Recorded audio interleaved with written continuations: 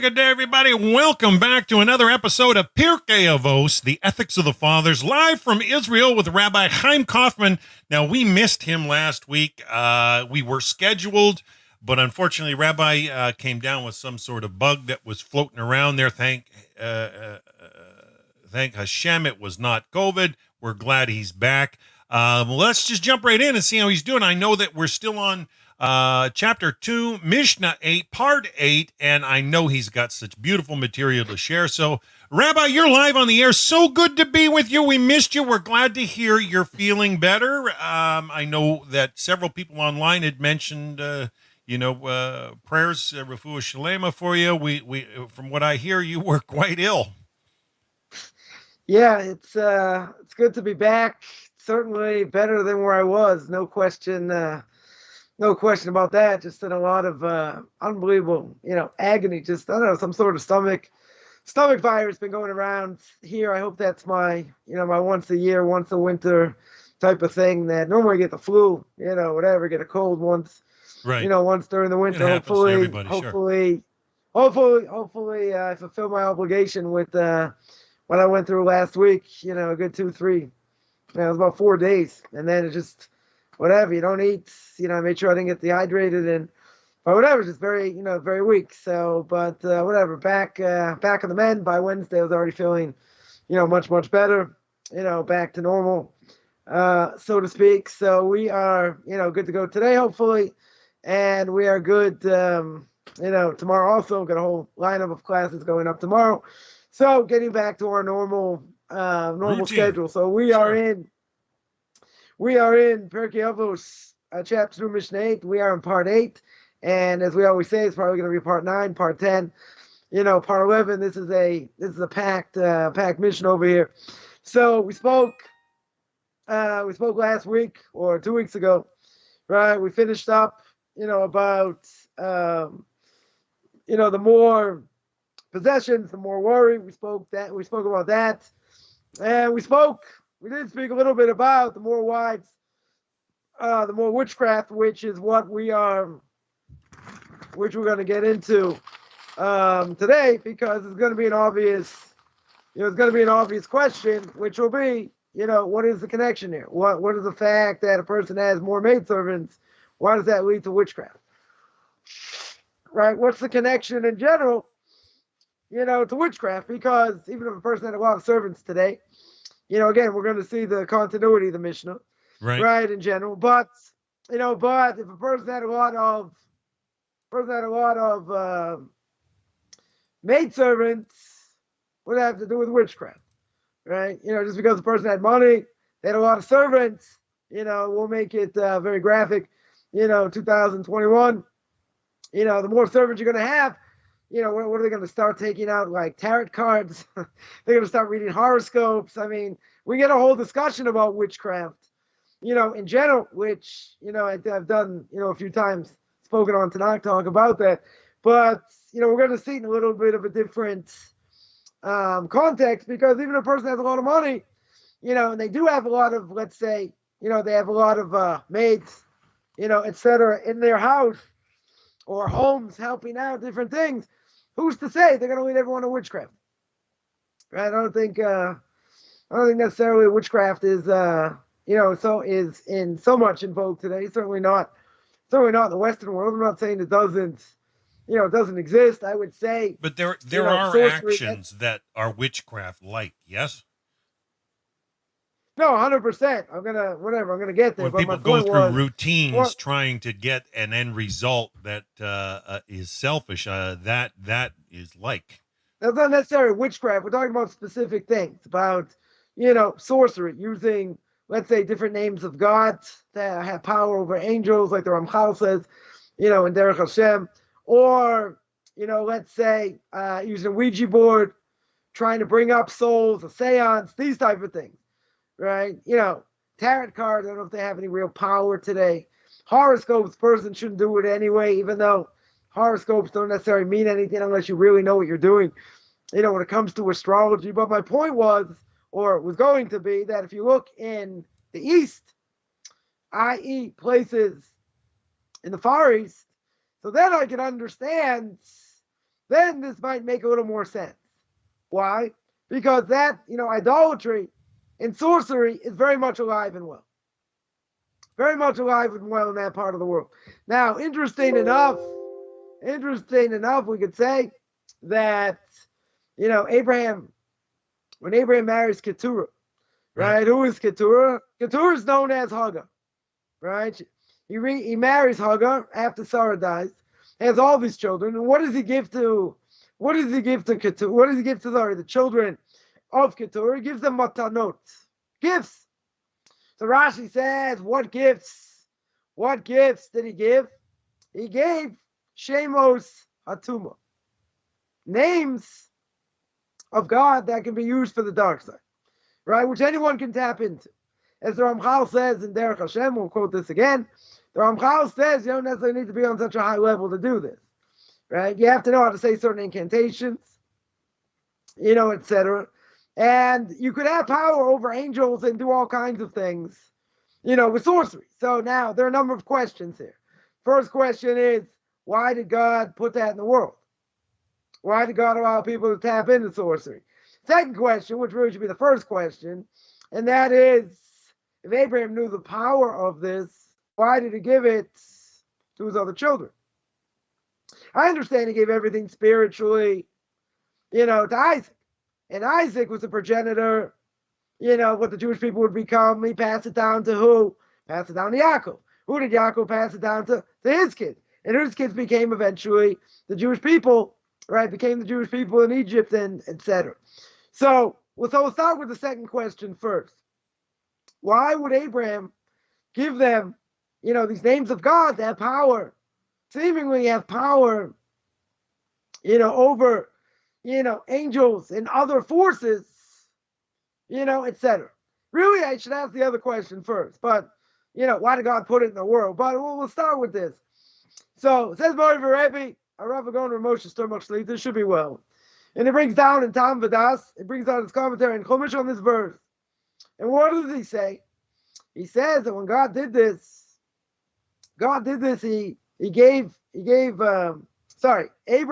he gave all these names, these impure names, so to speak, to these children, the children with Keturah, with Hagar. And what happened? He sent them off to the east. Now, the east, we understand the Far East, but why did he do that? Right? So Rebbe says, I did it because he wanted to make sure these people would be far, far away from anything within Judaism.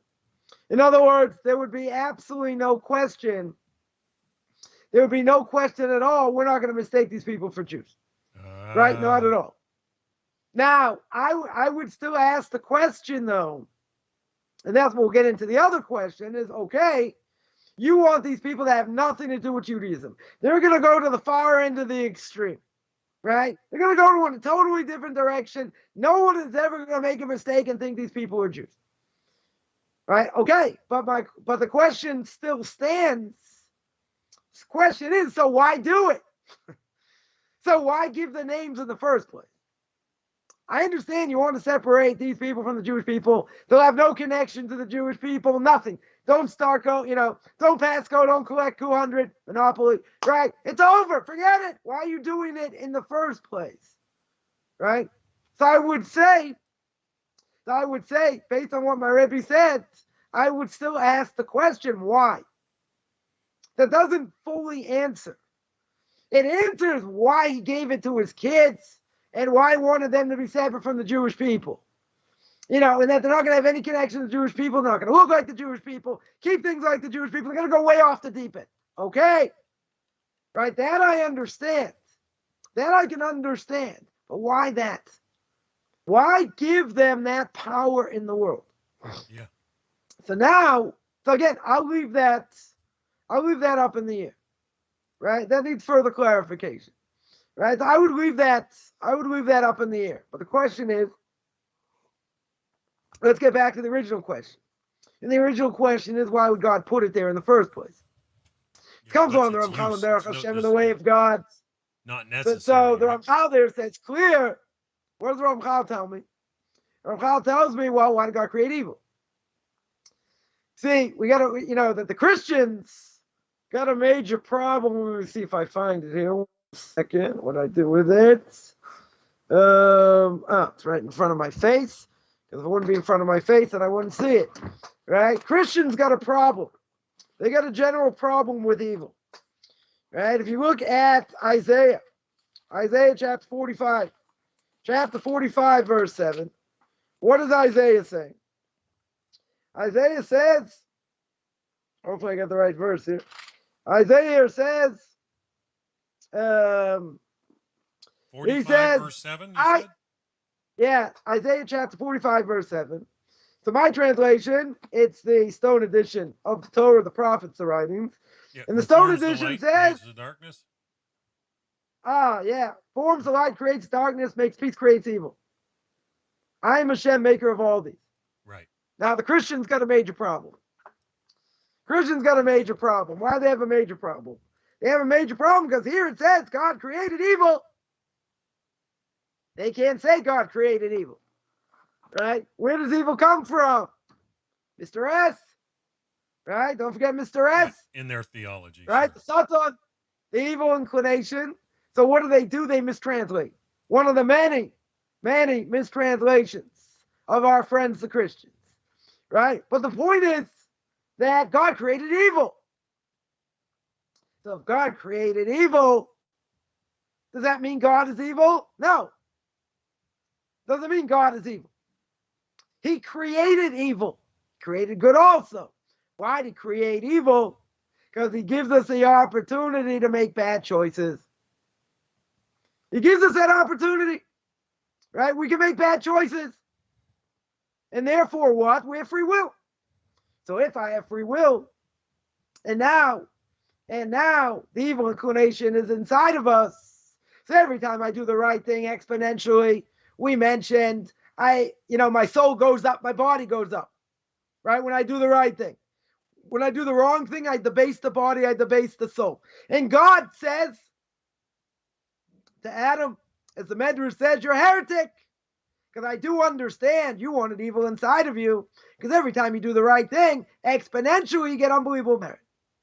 Problem is, you do the wrong thing, you get the book thrown at you and more. Right? At the same time. So God says, but I didn't create the world for that. Calls him a heretic. So God had to go to plan B. What's plan B? Death. That's not a Jewish concept. We've mentioned many times. That's not a Jewish concept, but you need atonement. You need atonement when when a person sins. So therefore, what does the Torah tell me? You came from the ground, the four corners of the earth, the dust from the four corners of the earth. Right? And you're going to go down back to the dust. That's what the Torah tells me. So therefore, it's a form of atonement. So that's why God says you're going to stay in the Garden of Eden. What's the problem? If you stay in the Garden of Eden, there's the tree of life. Fine, I'm going to live forever. No, you can't live forever. Because if you sinned, you don't get atonement. You have to die. Everyone has to go back to the earth. Right? Nothing new. Not saying anything new. But you have to go back to the earth. So you have to go back to the earth. God says, all right, everyone out of the pool. And he throws them out of the garden. And he puts these fiery angels in front of the tree of life. No one's ever going to come in contact with the tree of life because no one's going to live forever. It's over. Right? 100% it's over. So, says the Ramchal in Derech Hashem. What does the Ramchal tell me? Tells me clear. God gave every Jew, every person in the world the opportunity to choose to do the right thing, to choose to do the wrong thing. You choose to do the right thing, so it gets a little bit complicated. How that action, when I choose to do the right thing, dependent on what I'm fighting against, where I'm holding in the world, gets judged according to heaven, gets spit back down in this world, and all the repercussions. It's a very complicated thing. We're not necessarily going to go into it. Right? When a person does the right thing, also same thing. Right? Depending what he did, how it manifests itself in this world. Right? One example. Person takes an apple, makes a blessing, Brei Priya hates a Jew, so let's say better, because non-Jews shouldn't be making blessings over here. You make a blessing over a piece of food, you say Brei Priya hates, right? Grows from a tree, apple grows from a tree. So what do we learn? Very deep, we learn that when a person makes that blessing, No matter what necessarily his intention was, that gives a blessing, a special influence to all fruit-bearing trees. Right? So now, Dan the man, everyone's going to say, I don't see that. You're just sitting there eating an apple, you pig. Chomp, chomp, chomp, chomp, chomp, the apple's gone. Right? It's gonzo. Right? Where do you see the influence? Maybe it's going to be, God forbid, a famine. Maybe, let's say in Miami, in Florida, it's going to get cold and, a good part of the crop, of oranges wiped off the face of the map because it gets 30 degrees, gets, minus 2 degrees Celsius, right? For anyone who doesn't understand degrees, right? Only for the Americans, right? It's minus 2 degrees Celsius, ruin all the fruit trees. Could ruin a whole crop of oranges, right? So when a Jew makes a blessing, that's what it does. That's the power. I don't see it. I don't see how it manifests itself. We're not necessarily living in a famine, in most places in the world, right, etc. So you're going to say it's a big deal. That's nature. Well, what do you think comes from? Where do you think all this comes from? Don't we know if God wants? And I remember a number of years ago, a good chunk of the crop, of orange trees got destroyed. Why? Because it got cold, right? It got 40 degrees, got less than 40 degrees, in the States, like 5 degrees Celsius. That ain't good that is definitely not good for oranges. Frost, yeah. Right? Destroy a good part of the crop. Right? So you're going to say, so how does all this work out together? So listen, if I was, if I played God, I put on my George Burns glasses, my funny mustache, like we always say, right? I'm going to sit there and tell you how it all works. Forget it. Take me too long. You wouldn't give me that much time anyway, right? Not even on the Roku network, right? We're not going to have that much time to explain all the different things and how they offset and how they work. We don't see that, right? We don't fathom that. We don't fathom that at all, but doesn't mean it doesn't exist.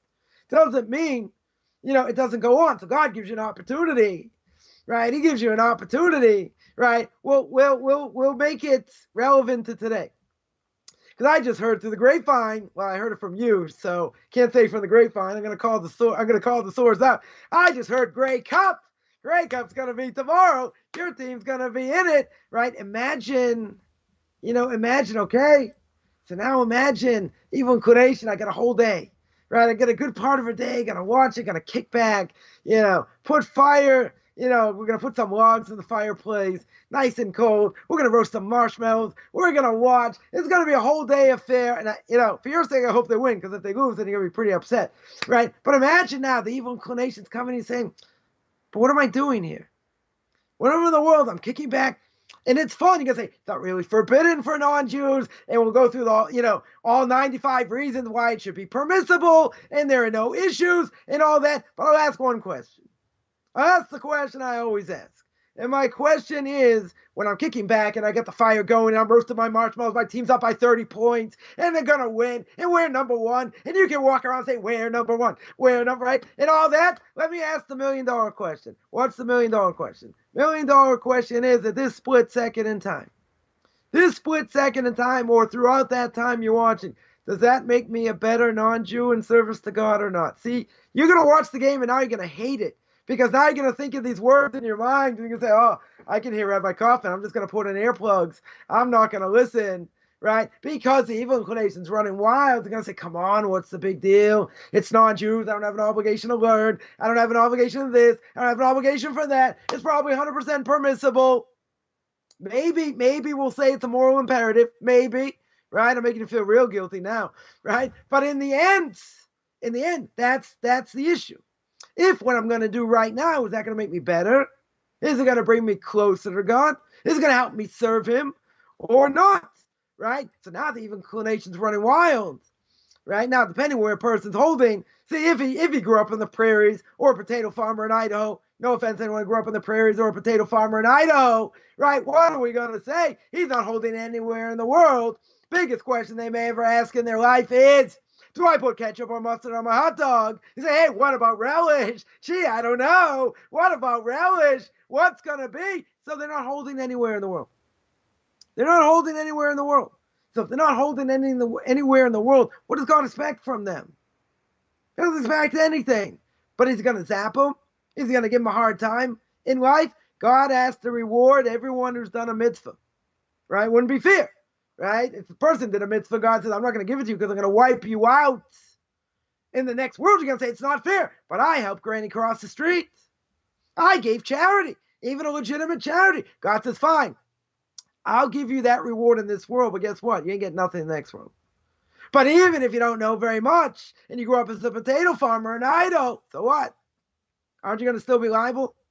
Don't you know you're not allowed to intermarry? We know that, right? We spoke about that. Don't you know other things? Okay, but I never really learned or whatever. Fine. Certain things you're going to be cut some slack, right? But if you desecrated Shabbos, liable for death penalty, right? Get spiritually cut off. You want to tell me intermarriage is okay, right? Previous generations, you would ask any Jew, you allowed to intermarry? They're going to say no. But, no, yes or no? You allowed to intermarry? No. Right? Today, an unaffiliated person will say it's no problem at all. Right? There still will Jews be out there will say it's forbidden. That according to the Bible, you're not allowed to, but they'll give you 10 reasons why it's okay. Right? So back to the point here. So says the Ramchal, you have a choice. You got free choice. Right. You can make the right choice, the wrong choice. Right? So God put these things out there. It's a test. He doesn't even want you using proper names of God, even if you're on a high spiritual level, to save lives. Let's make that pretty clear. One of the rabbis goes up to heaven and he says to the heavenly court, let me use a certain name of God. If I use a certain name of God, I will be able to stop the destruction of the temple. And what did the heavenly court say? Survey says, family feud, right? So they stuck him back in his body in this world. Wasn't allowed to. Not even to save lives. Right? A person could be liable for the death penalty without going into all the details. Could be liable for the death penalty even using a certain name of God to save lives. Who says you're allowed to? It's complicated. Right? Definitely complicated. So the point is, so why does God do it? Why does God allow every Tom, Dick, and Harry to tune in, to bring down souls, to do Ouija boards and all that? They do have power. They certainly do have power. You know what you're doing. You don't need to know what you're doing. You don't need to be in a high spiritual level. Heard many stories, from soldiers, that became religious, stories being used, using Ouija boards, and different things. And what happened? Right? If you know what you're doing, which again is not very, you don't have to be in a high spiritual level. If you know what you're doing, these things are real. These things definitely are real. Now, if that's the case, again, I would ask the question, if that is the case, why bring this thing into the world? Why allow people to have this type of power? Now, in the Far East, right, people doing Tai Chi and Kung Fu and all that, right? Where does the power come from? In general, you take somebody that can break cinder blocks. Very thick woods. You're going to say it takes a lot of training and a lot of effort with their bare hands. We're not talking super muscle men over here. You're going to say, oh, it's control of the body, it's control of the mind, it's this and that. But what do they normally do before they break the cinder block? Or before they take, 5 blocks and they destroy it with their foot? What do they normally do first? They scream out, right? They go, huh, huh, whatever they scream out. So that could be also using certain names for sorcery and getting power that they wouldn't normally have. Because that's abnormal. That, I don't care if you're a 6'7" white guy, you got muscles up to here. Your hand is not going through 5 cinder blocks. Right. According to nature, that's not going to happen. Nope. Right? And we want to, without getting into Kabbalah or anything else, right? We want to bring this down to this world. A person's foot, in general, I don't care how big the bone structure is.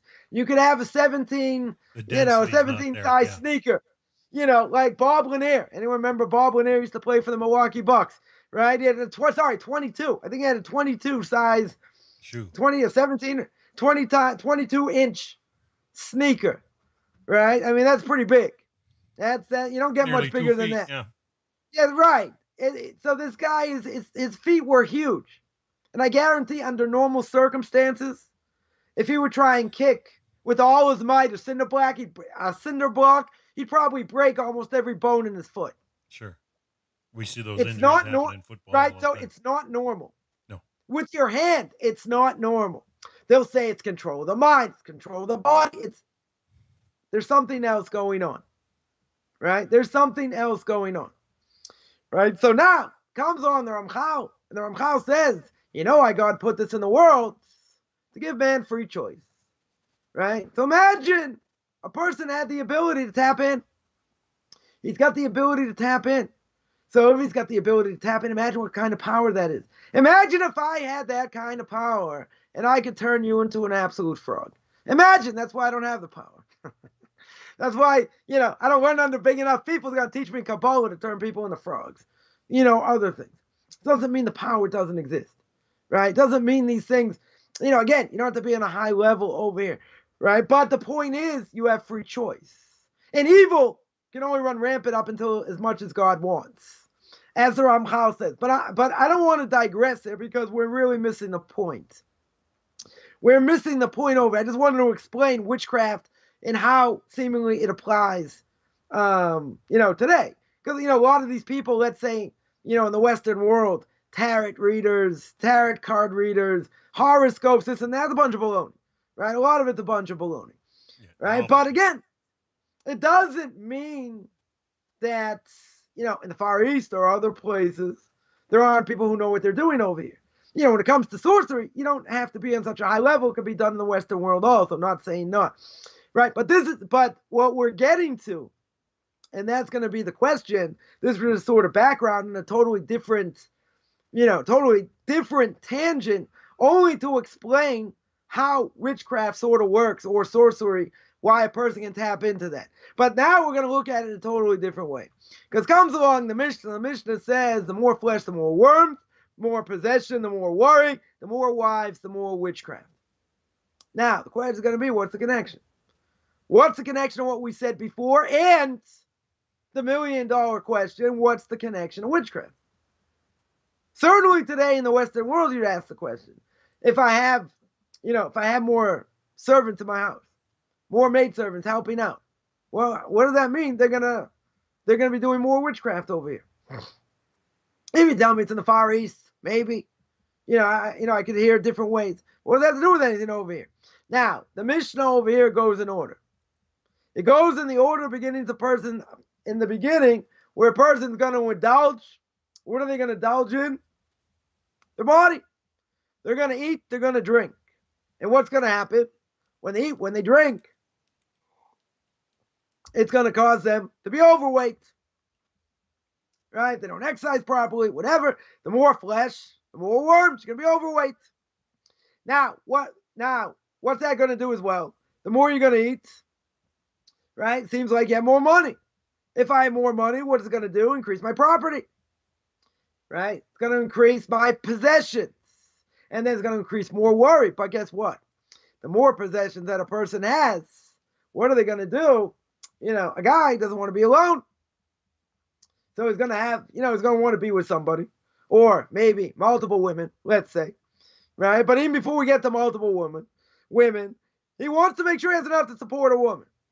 Right? Some people today would say, how can I get married? 23, 24, I have no money. I can't buy a house. Etc. Why would I get married so young?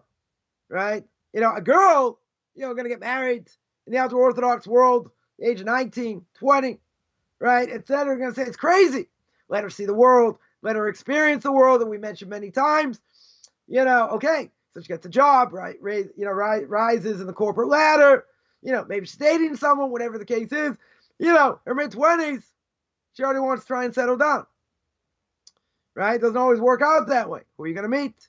Right? You get people that just hearing over Shabbos, the more intelligent a person, right? Especially a woman, if they go to an Ivy League school, right? Let's say Dartmouth, Columbia, Yale, Harvard, one of these Ivy League schools, right? The more intelligent, the less likely they're going to want to settle down. Now, why is that? Number of reasons. One is they're going to raise, they're going to rise up the corporate ladder. But two, if they're a lot more, world, yeah. Not just see more of the world, but if they're more intelligent, who are they going to marry? Are they going to marry some schlub in the prairies? Who's a used car salesman for 30 years? No offense. I don't think they're going to marry someone like that. Why not? You're not on their level. Just like, I mean, you might be, but they may not see it that way, right? Maybe you have somebody, we'll give an example. Just say, a king's daughter. The daughter of the king. She's got everything. Yeah. She's got everything. She's not going to marry a prairie boy. She's not going to marry someone who grew up in the sticks. Why not? Because they don't appreciate the same things. They don't have the same likes. She's used to caviar. He's used to eating soup with nothing in it. Like, how are you going to make everything come together unless he's able to raise himself up to a higher level in different ways and she comes down? That's the only way. Right? But otherwise, they're going to have nothing in common. They're going to have nothing in common. Right? So someone who's got a very high IQ, you're right. She'll see the world. She'll rise in the corporate ladder and all that. So if she's in university, if she's in college, marry someone who's already there because you're on the same level, right? Once you go outside that, the fishing pool is much smaller, right? The pond is much smaller. Where's she gonna meet a prospective husband? In a bar? She's gonna go to a bar. I don't think she's gonna go to a bar, right? And we all know we're not going to get disgusting here. We're going to keep it clean because we're going to put this on the Roku network, right? But most people hook up when they drink. It's a known thing. Why? Because your inhibitions are much less. You're not getting set up on blind dates, most likely, right? After a certain age. You meet in a bar, in one of these places. Now, if somebody, has that level of intelligence, are they going to go to a bar? I don't think so, right? So it's going to be much harder for them to meet somebody, especially of their own intellect, so to speak, right? And that's something that's, when two people meet, a woman in general wants to feel that, a prospective husband that she's meeting, they're not only are they on the same wavelength, right? But, I don't think she wants to meet someone who's below her. In that sense, intelligence-wise. I mean, they could be funny. They could, all kinds of other things, be successful in business. But if she doesn't respect who the person is, she thinks like, okay, he's kind of like childish, and he's a fool, and he's this, and she doesn't respect what he does. Imagine, okay, Trump's got all this money. We're not going to speak about politics or anything that. I don't want to get barred, tarred and feathered over here. Right? Regardless, he's very shrewd in business. No question. Right? He didn't become who he was because he's a dummy. Right? Would I say he's got 120 IQ? I wouldn't necessarily say that. Right? But you can have someone who's savvy in business, where even if, a woman may be more intelligent, but he's savvy, that's going to offset. Right? But if she feels he's beneath her, right, just because he's got money doesn't really matter. And some people, may not care. They're not going to want to be with somebody like that because, they're beneath them. But, even with that, what's he going to do? So this person, the more possessions, the more worried. So this person's going to acquire more and more. And therefore, what's he going to want to do? Support a woman the way he wants to support her. And she's going to want to have the fine life. Jet set, go here, eat this, all kinds of things. And what's that going to do?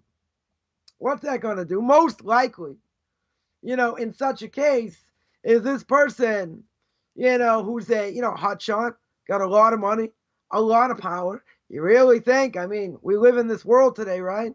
You really think he's going to be happy with one wife? Or forget wife, one woman? Probably not. Right? We mentioned way back when, right? We mentioned with with Magic Johnson, right? Former basketball player's got HIV, right? Never came out to AIDS. It's like a time bomb ticking. But he basically said there was no place he ever traveled. They didn't have a woman waiting for him. They say by Will Chamberlain, he had tens of thousands. Who knows? whatever it is, right? But this guy was married, right? This guy was married. But you know what could I do? Women threw themselves at my feet. What could I do?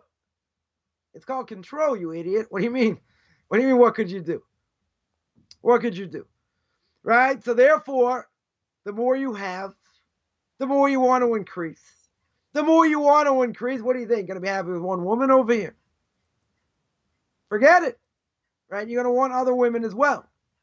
So what's going to come with other women? Another spending spree over here, right? They're going to spend more, right? Each one will spend however much. So therefore, now you're trying to accommodate these different women. What are they going to do? They're going to require maidservants. They're going to require maidservants. Why? Very simple, because, I have this huge house. Can't clean this house by myself. Need help, right? So 10,000 square feet or more, yeah. Exactly. So therefore, she's not going to do it herself. Why not? You got plenty of money. Hire someone. Hire a bunch of people. Right? What's the problem? So therefore, now he's going to increase, he needs more money. So he's going to need many more fields, many more vineyards, right? So to speak, enough wine, enough food for his increasing household. So what does that mean? Need more servants. Need more servants. Now, that being said, now we have to see what's the connection, right? What's the connection to witchcraft? Now, witchcraft, we have to remember that Bilam, the evil non-Jewish prophet, tries to curse the Jewish people. It doesn't work, right? Every time he tries to curse, God puts words in the mouth, praises the Jewish people. The king of Midian gives them all kinds of money, blah, blah, blah. It doesn't work, right? It doesn't work. So what does he do? He says, what is one thing the God of the Jewish people hate? Immorality, right? God hates immorality. So what did he do? He got 24,000 Jews killed because they were immoral with Midianite women. Now, don't Jews know you're not allowed to be immoral with non-Jewish women? True. Even with Jewish women? True. So what did the Midianite women do? They convinced them to be idolatrous. How they convinced them to be idolatrous? They said, okay, you want to be with us. You want to do the jitterbug. We're going to keep this clean. You want to be with us. Fine. Before you be with us, before we allow you to be intimate with us, you have to bow down to this idol. So bow down, here's Bob, right? Here's Bob. Don't leave home without him. Bow down to Bob, right? Or this guy hanging on a stick. Bow down to him, and then you can do whatever you want. Then I'll let you do whatever you want. So witchcraft, conditions, yeah. Witchcraft in this sense was not just about, okay, let's look at tarot cards, let's do Ouija boards, all these different things, right? That's going to be a problem, right? So what does it mean? The more wives, the more witchcraft. So over here, Definitely you want to be with conditions. us? Yeah, it's not. Yeah, but it's a specific condition. It's not just, okay, you can do this, you can do that, you can do the other thing. You want to be with us, there are certain things you have to do, right? And the main thing you're going to have to do is, this is what you have to do, right? This is what you have to do. You have to bow down, right? You have to bow down over here. You have to give in to witchcraft. And if you don't give in to witchcraft, guess what? You're out. You're stuck. You'll be stuck at home taking a cold shower. That's it. Nothing else to do. Nothing else to do. So it wasn't just about incentives or conditions. It was about one very specific thing, right? Because, I could speak here till tomorrow about this idea of what witchcraft is and why it's bad and whatever. But that's not the point over here. The point is, what does that have to do with immorality? What's the connection to immorality? And the connection to immorality is that was a direct condition. You want to be with us, this is what you have to do, right? It permitted them, quote unquote, permitted themselves to commit immoral acts by doing idolatry, sorcery, all these other things as a pretense. That's the problem. Right? So the more wives, that's what it's going to cause. Right? It's going to cause other things as well. But, that is the prelude. Oh, you want to be with us? You want to do these things? Fine. We want you to do this. You have an obligation to do this. Right? That's the pretense. Right? Because otherwise, we're going to have to understand further. Right? But otherwise, there's a major question here.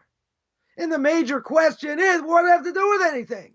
You want to tell me the more wives, I could say the more lewdness, the more disgusting things a person will do. That's the next part of the Mishnah. The more maidservants, the more lewdness. Right? It doesn't say that by wives. It says by witchcraft. Because witchcraft is a pretense. It's a pretense to get him to have more wives and all that. Right? It's not just witchcraft for witchcraft's sake. Right? That wouldn't make a whole lot of sense. Right? And certainly today we wouldn't necessarily say that. Right? Because you don't have that today. You have immorality for morality's sake. People have more, people have one wife, big deal. So they party in this place and that place. Wives don't know. They have mistresses. Who knows what? All these different things going on. But it doesn't say the more wives, the more lewdness. Maidservants I can understand. Right? And that we're going to see. That we're going to see. So that's the pretense. The pretense is witchcraft comes at the expense of immorality. You need witchcraft to be immoral. Because if you didn't have witchcraft, why are they going to be immoral? Right? In other words, they could be immoral without witchcraft. But the women, women aren't stupid. Right? They're going to say, well, is this forbidden? You can't do this. Whatever. But what's going to be? He says, he's going to permit himself by doing something even worse. Right? These are two of the big three that every Jew has to give up their lifetime, anytime, any place: idolatry, murder, or immorality. But here they're permitting themselves through witchcraft in order to do immoral things. Right? That's the pretense. Comes along Rabbeinu Yonah.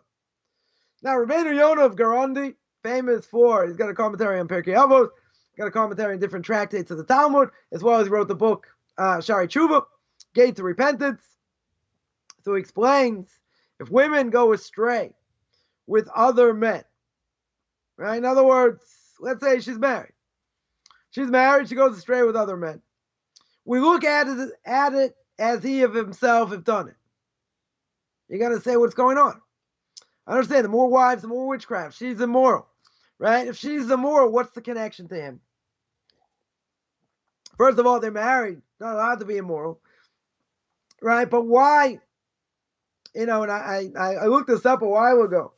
If you were to look at, the top 10 reasons why people get divorced, and people get divorced more than 50% of the time, right? It's probably better just to live together than get married, because then marriage ends up in divorce, right? In the secular world. Probably it's higher than 50%, probably closer to 60%, right? Whatever it is. But at the end of the day, I was curious, so I did a search. Why do people get divorced? In general. Now, I would have thought, my original assumption was, probably within the top 3 is infidelity. I would have thought 100% it's infidelity. Not the case. Right? As far as I remember, that wasn't the case. Yeah, I mean, it was in the top 10. It was in the top 10. Right? Finances could be an issue. They're not going in the same direction. The husband doesn't give as much as he should, to her when it comes to, how they relate to each other. I mean, there are a lot of different things. And I guess, maybe I had the secular idea that, no, their main reason, I would have said within the top 3, should have been infidelity. I think it was like number 6 or like number 7 or something like that. Right? But I would have thought it was in the top 3. So, but what's the problem? The problem is, why is a woman, if she's married, why is she going to go astray? Why is she going to want to be with other men? Now, could be husband has some mental issue. Maybe he's got some sort of, he's got some psychological issue. Whatever it is. And, he can't relate anymore. She's not going to necessarily divorce him, per se, or maybe she will, right? Or it could be any number of things, right? Maybe that happens. Maybe, maybe he gets sick. Maybe, she doesn't want to deal with him. Or it could be they don't communicate. And there are many stories when the kids are out of the house that a husband and wife get divorced. They could be married 30 years, 40 years, right? What's the reason? Because now they have very little in common. They have very little in common now the kids are out of the house. Or it could be a woman would decide to stay in the marriage until the kids are out of the house so they don't cause damage to the kids, but that could destroy the kids anyway if they're always fighting different things, which, again, not really the topic for now. But what's the issue? So if a woman goes astray, a lot of the time, and this could be the same as a guy also, right? A lot of the time, why would they be looking elsewhere, right? So Proverbs, King Solomon says in Proverbs, "Maim genuvim yimtaku." Stolen waters are always sweeter, which means if a person's married, does that mean they're never interested in someone of the opposite sex? I don't think that, right? Certainly don't think that, right? So a person has to control themselves, their thoughts, whatever, and all that, and work on that relationship, right? That's what they have to do. But if that's the case, can't something happen, almost by accident? Person's at work, they're going through a difficult thing. They have, opposite sex co-workers. They develop a relationship. Things can happen, even in the best of circumstances. If it's in the worst of circumstances, all the more so, right? This person you relate to more, you seem to have more things in common, whatever. There are a number of cases, and you can't bring this as a proof, right? But there are many, many cases where you had actors and actresses married to other people, act in a certain movie or whatever, and they get attached to each other. Maybe they did a certain scene together, whatever, and they end up leaving their spouses, right? Because of it. One thing leads to another, right? Numerous cases, but I'm not going to bring a proof from that because they're probably the most promiscuous people that exist, besides athletes and, and other people, right? So I'm not necessarily going to bring a proof for that. But the point is, both sides, men and women, why would they go astray? If they're married, because there's something lacking in that relationship. Yeah, there's mind something wanders first, whether yeah. they're not getting enough emotional support. It could be any number of things. Someone could go through a trauma, and the person just folds. Person just folds up. Right now, I read a sad article earlier, about a woman married somebody, an Orthodox Jewish woman, married someone, she thinks she's getting a certain type of person. He had mental issues. He was depressed. And it got really, really bad. And now he's sort of on the mend. But he was out of commission. Right? He didn't really get out of bed. He was an absentee father. I mean, many things. Many, many things. And he wasn't the person she thought he was, by any stretch. And it went downhill. She didn't get divorced. I think she's still married to him. And now, he's really trying to help himself out. He hit, almost rock bottom. But he grew up in a messed up house. Right? That was really what happened to him. He grew up in a really messed up house. So he didn't get the love he wanted. His parents were not functional. Were not functional in general. And that's what happened. But she had no idea. She had absolutely no idea. So something like that. I married a bag of bones over here. I married a bag of bones. I got a raw deal. Totally a raw deal. Right? But she stuck it out. I mean, she had it very, very rough. And now, this guy's getting help and whatever, see where it ends up. But, in the end, trauma can do that. Trauma can do that. You could be married, happily married. Everything's going good. Trauma could destroy a relationship. Society could destroy a relationship. How does someone marry for so many years and then the guy says, you know what? I'm really a woman. I really want to be a woman. I know a number of cases that happen. Right? I should say a number. I know a few in the Orthodox community. Guy was married, became a woman, and then, eventually became religious again. Whatever. It's messed up. Society can put all kinds of crazy things in our minds. Sure can. We have no idea the power of suggestion, what's out there, how can affect, right? But if a person, let's make it easy. A person can go through, some sort of tragedy. They could go through some sort of tragedy and never recover. A loved one dies, they get sick, whatever. They invested a lot of money, they lost, and now they almost lost their house. Other things, there are a lot of things. A lot of things a person could go through that could absolutely destroy them.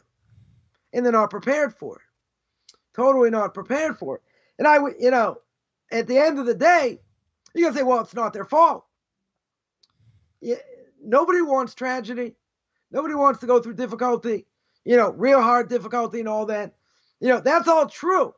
But the question is, if a person went through it and they're going through it, the question is how they deal with it. Because they're going through it for whatever reason. Now, if I didn't have good, rabbis behind me, I would have been destroyed a long time ago. Right? A long time ago, because, when you lose your money, it's a trauma. Especially, if you're not out in the secular world and you're not making money and you have no idea how you're going to make money or what you're going to do, you're like left holding the bag. And then everyone else sort of ditches you. Right? That's kind of hard to take, in a lot of ways. But, they always mention, if I would have, since I had certain knowledge then, and I had good people behind me, it's a whole different thing. But if I wouldn't have had, that knowledge and all this Jewish philosophy behind me, even with it, there were days, there were good days, bad days. I never complained about my lot. God, why'd you do this? Why'd you do that? And God forbid said, what all the mitzvahs, I changed my life. What all the mitzvahs worth? You lose all the mitzvahs you've done if you say that. Right? Person, it doesn't matter how down they get, never, ever, ever say such a thing. You lose every single mitzvah that you've done. Right? But the question is, how do you deal with it? Not an easy thing. I'm not going to say it's an easy thing to deal with. Right? But at the end of the day, if you have, proper Jewish philosophy behind you, that's 90% of the game. Now you understand. Well, if I would have read Derech Hashem, in my teens, and I would have had someone explain it to me, and how the world works. Like when I got to yeshiva when I was in, my late teens, when I got to my early 20s, let's say better. When I got to yeshiva and certain things were explained, within a few months, it answered up so many questions that I had when I was a teenager. And things that I had to deal with. Oh, youth is such a betrayer, isn't it? Not only did it make all kinds of sense, but then it put things in perspective where when I saw what people did, and I saw what people said, and how they said things, it's a whole different world. Why is it a whole different world? Because now I understand where it comes from. Now, a person's going to say it's painful, people shouldn't say these things, they shouldn't do these things. You're right. Right? But what's the greatest advice? What's the greatest advice I ever got? The greatest advice I ever got was these people deserve to be in Sing Sing. These people are insane. Right? You got a sibling, a parent, let's say. Doesn't matter. And they say things that are hurtful. But they say things because they have no idea in the world what they're doing. Right? Let's go back to the analogy, ketchup or mustard on my hot dog. That's the most important thing. If that's the most important thing and they say something or they do something, what are you expecting from them? You're going to say, what do you mean? I want them to understand where I'm coming from. I want them to emote. You're not going to get any of that. You're going to get in my language, you're going to get a goose egg because they're not capable. Now you're going to say, but it's painful. I want to show you can't. They're not interested.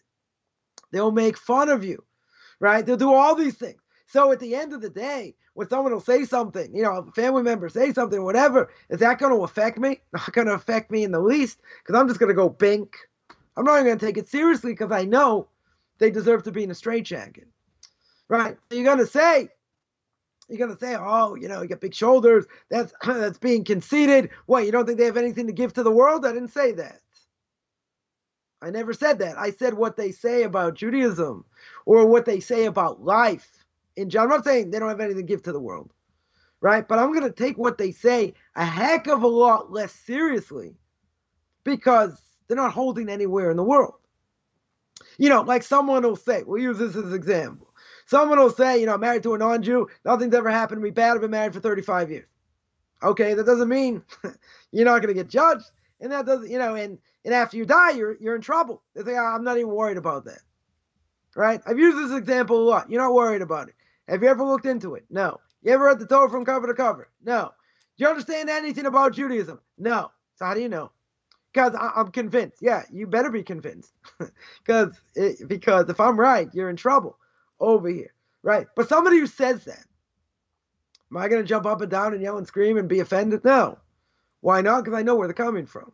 Are they going to listen to what I have to say? No. Right? They're not going to listen. They're not going to listen to one word I have to say. So am I going to waste my time? Why would I waste my time? Right? These people should never get under our skin. And the reason is because they don't have anything to say. They don't have anything to offer. They can make fun. They can say crazy statements. You're going to sit there and go, oh, okay. Someone tried to get under my skin and said, yeah, my son married, this non-Jewish woman, right? He himself is not Jewish because his father's not Jewish, but okay. So I said, well, who did the wedding? Who did the wedding? So what they tell me? One of their friends became like a minister online. Okay. So okay, fine. So they went to a minister online. Very good. So what the person say? They didn't even mention God at the ceremony. So you know what my answer was? Okay. So what? Are they obligated to mention God as a non-Jew? As a Noahide? No. Do they have to go through this whole stupid ceremony? No. They can live together. That's marriage. They walk away from each other. That's divorce. So I'm going to get upset because the person sounds like an absolute idiot trying to get under my skin. So the person say, but people say many terrible things and mean that you're right, but they're insane. 95% you could knock off, with the blip, as I would say, right? With the bink, let's say better. Why? Because they're not holding anywhere in the world. You're going to say, oh, that's your opinion, and you got broad shoulders, you got a big ego. It has nothing to do with ego. Have they ever learned about Judaism? No. Right? So you can say, I have a PhD, pilot higher and deeper, right? In Judaism. You want to argue with someone who's been learning for 25 years? And you want to think you have what to say? Fine. You want to bring me sources? You want to bring me things that what I've said isn't true and it can't be proven and all. Okay, let's have a discussion. But you're not saying that. These people aren't saying that. Not at all. Right? So over here, again, not to digress, the point is, says Rabbeinu Yonah, if women go astray with other men, it's looked at as if you did it yourself. Oh, why? Because you're probably the cause. But not only are you probably the cause, because it transpired in his own house. In other words, the action didn't have to happen in his house. Right? We're not going that far. She had an affair in their own house when the guy wasn't around. Right? I'm not even going that far. You don't even have to go that far. But the fact that it's going on, that's bad. So the women, what are they going to do in order to gain their love, of their husband? They're going to increase witchcraft. They're going to say, oh, you want to be close to me? You want to be intimate? You want to, whatever. So I have a pretense. I'm going to use witchcraft over here. And the more these things go on, the more liability that the person's going to have. Now, today, I would say we don't have to go that far. Because it's not going to be about witchcraft. Right? It's not going to be about, we're going to have a pretense. You don't need a pretense today. You absolutely don't need a pretense today. Right? If a person has more wives, what's going to happen? The obvious is going to happen. Why does he have more than one woman? It's not, yeah. But why does the person have more wives? Why does the guy want to have more women? It's very simple, right? This is biology. Biology 101, 101A. We don't have to go into further detail. That's what he wants. So you know what? He'll do it, So what if I have more wives? So what? He'll make more money. He'll placate all of them. That's fine. I mean, I'll bring up an example, which is a bad example also, right? But I'll bring up an example. I'll date myself a little bit. You'll appreciate it. Let's look at one Mike Tyson, right? Guy, scum of the earth, drug addict, was with all kinds of prostitutes and this and that. He went nuts. The body tells him what to do, and that's what he does. And that's what people do. In general, I'm not saying everybody or whatever, right? But many, many examples, right? You go through the sports world, you go through the entertainment industry, it's flooded. I don't even have to go into detail. Everybody knows. It's flooded. One thing, this person has a fling, that one, this, that, open marriages, all kinds of things. All kinds of things going on. So the more these things go on, and now they've the got more you reality want. television that actually train them in it. That goes without saying, right? But the Gemara says, interesting enough, person, right? The guy has, again, we'll keep this clean, has a certain part of his body that's insatiable. It's insatiable. The more it has, the more it wants. So you're going to say, but if that's the case, then why would God give such, the strongest urge? Why would he give that? If I can't use it whenever I want. And I can't do whatever I want. You know why? Because we're supposed to be holy. Right? One day in the book of Leviticus, I'm gonna get to Leviticus chapter 19. We're not there. We're still at the end of chapter 50. Right? But what does it say at the beginning of chapter we'll just quote it. 19. Right? What does it say at the beginning of chapter 19? It talks about holiness. Right? Talks about holiness. Chapter 19, verse 1. Right? What does the Torah tell me? Torah tells me, Shem spoke to Moshe, saying, speak to the entire assembly of the children of Israel. Say to them, you shall be holy, for holy am I. Hashem your God. Be holy because I'm holy. Okay. Difference of opinion between Rashi and the Ramban. Rashi says, what's it talking about? Rashi says, talking about immorality. Sexual immorality. Sexual immorality. The Ramban says, just because certain things are permissible, you're allowed to eat and you're allowed to drink, don't be a glutton. Don't be an alcoholic. It's permissible. So he's talking about other things. Fine. Right? Let's go back to Rashi. He's talking about immorality. Right? So it's one of the strongest urges God gave. So if that's the case, I'm going to use it however I want. The Torah says I'm not allowed to. The Torah says I have to harness it in the right way. And if I don't, there are many, many things said against me. Basically, we're going to say that you're an animal. You're a beast. That's all you are. You are, you're no different than an animal. Because if a person does not control that appetite, so to speak, and doesn't use it for the right things, then what differentiates you between you and an animal? You're going to say two consenting adults. So what do I care? I'm not talking about rape. I'm not talking about, underage women. I'm talking about two consenting adults. So what's the problem? You're not hurting anybody. Right? Let's say a person's not married. Right? Who are you hurting over here? You're not hurting anyone. Both agree. Both are into it. What's the problem? Because the Torah says I shouldn't do it. Yeah, I would say even as a moral imperative. Even as a moral imperative, it should be forbidden for non-Jews. Certainly before marriage. Even though most likely, if it's not a forbidden relationship, it should be okay. Right? But what's the bottom line with all this? Bottom line is the movie When Harry Met Sally. You can never be friends with a person of the opposite sex. It doesn't go. Statistically, children, if they're not segregated, boys and girls separated in schools, they don't achieve the same scholastic achievement. Proven statistically. Why is that? Because there's something it's an H word. It's called hormones. Right? That's what it is. So therefore, you get carried away with other things that have no meaning, that should never have any meaning, at a young age. And you're busy with that when you really should be trying to do better scholastically. Right? So here, this thing that, God gave us, He gave us to use for the right reason. And if you don't use it for the right reason, in this case, you're perverted. What's going to happen? The more liability. You're going to have tremendous amount of liability over here. Right? But there's another issue, as we mentioned. The other issue is, the person has this desire, and this desire is insatiable. Insatiable. Why do you think there's a pill on the market? Just I'm going to beat this dead horse. Why do you think there's a pill on the market? It's called Viagra.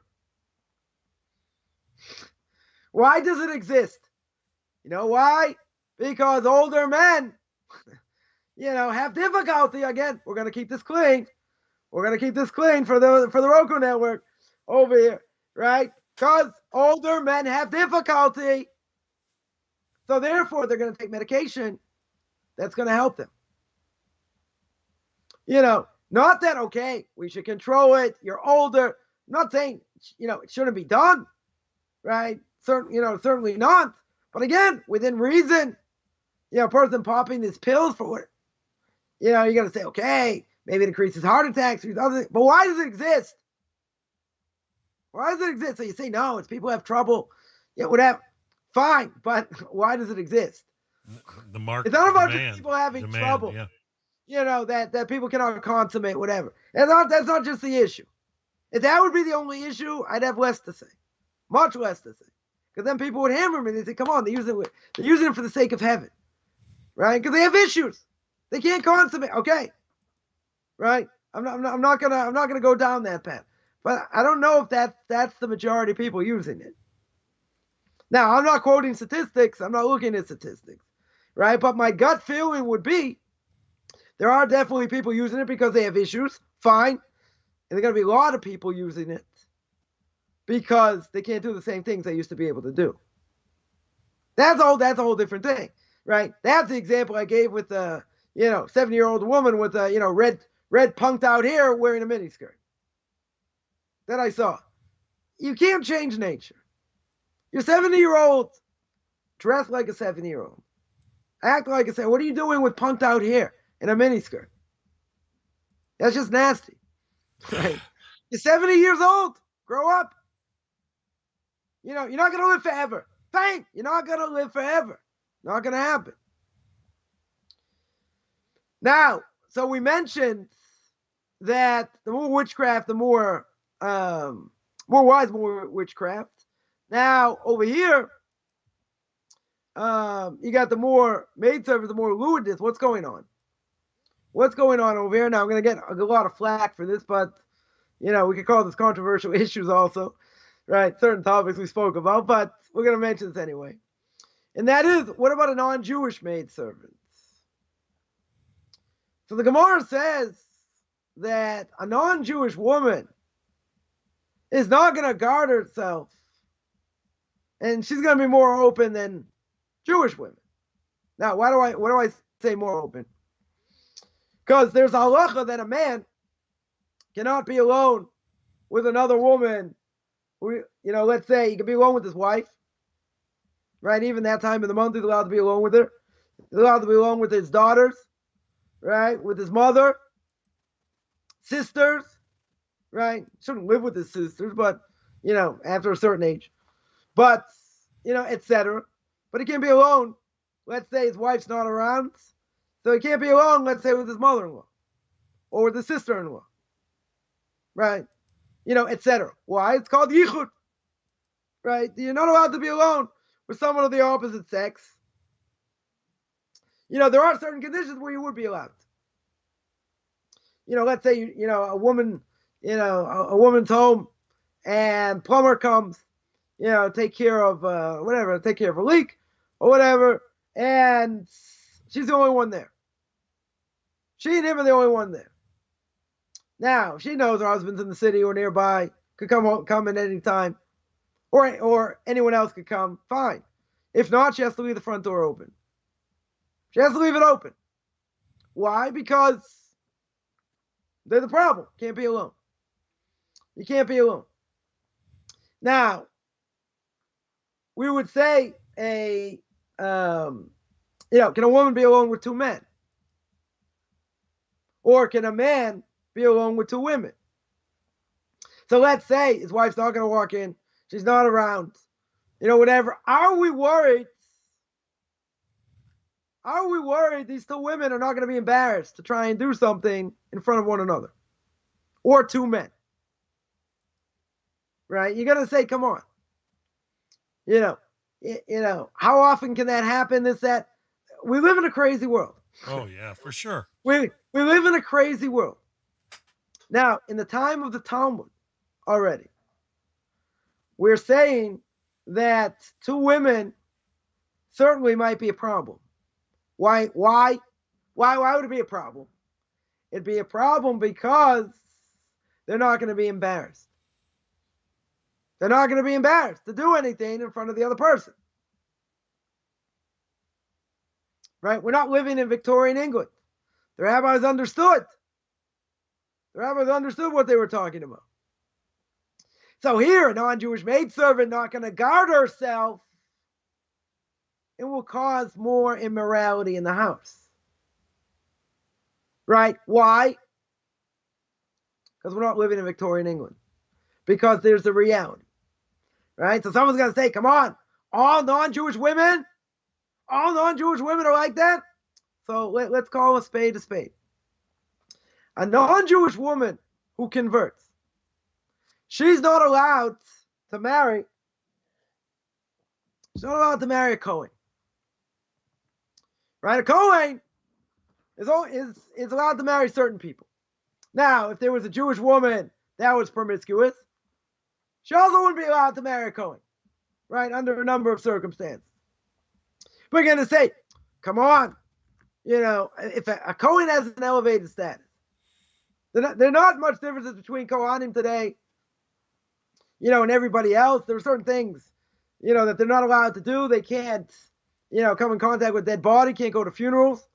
In general, if they come in contact with dead bodies, no one to bury them, then they can do it. They can do it, but they can't make themselves more impure. They're not allowed to make themselves more impure. Now, what about an average Jew? It doesn't matter. That impurity never goes totally off over here. But he doesn't have the same status as the Kohen. Kohen has an elevated status for better or for worse. Right? But today it doesn't make that much of a difference. Today, the Kohanim here in Israel, religious Kohanim will